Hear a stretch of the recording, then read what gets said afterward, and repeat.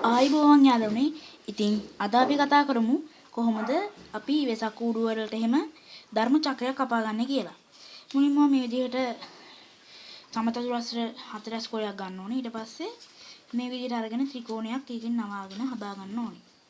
ඊට පස්සේ ආය අනිත් පැත්තටත් මෙහෙම නමලා ත්‍රිකෝණයක් හදා ගන්න ඕනේ.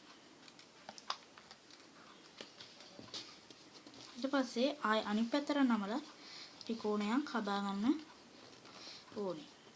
ඊට පස්සේ ඔයාලට මේ විදිහට ත්‍රිකෝණයක් බලා ගන්න පුළුවන්. ඊට පස්සේ ඔයාලා මෙන්න මේකේ මේ විදිහට තියෙනකොට ඔයාලා කරන්න ඕනේ මේ පැත්තට ඒක හදාගෙන මේ විදිහට නවා ගන්න ඕනේ. ඊට පස්සේ මේ විදිහට නමාගෙන මේ විදිහට පෑනක් අරගෙන මේ විදිහට ලකුණු කර ගන්න ඕනේ.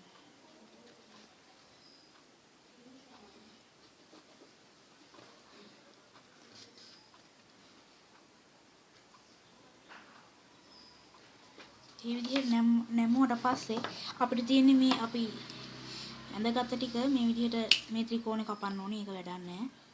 ඒක ඇරේ ටික වැඩක් නැහැ. ඊට පස්සේ අපිට තියෙන්නේ මෙන්න මේ අපි ඇඳපු කොටස් ටික කපා ගන්න. ඊට පස්සේ ආයෙ මේ කොටස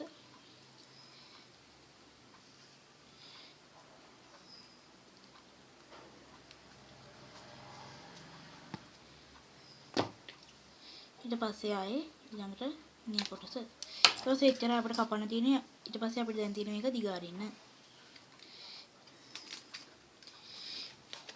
ඉතින් ඔයාලට මේ විදිහට ලස්සන ධර්ම චක්‍රයක් බලා ගන්න පුළුවන්. එහෙනම් අදට වීඩියෝ එක ඉවරයි. සුබ දවසක්.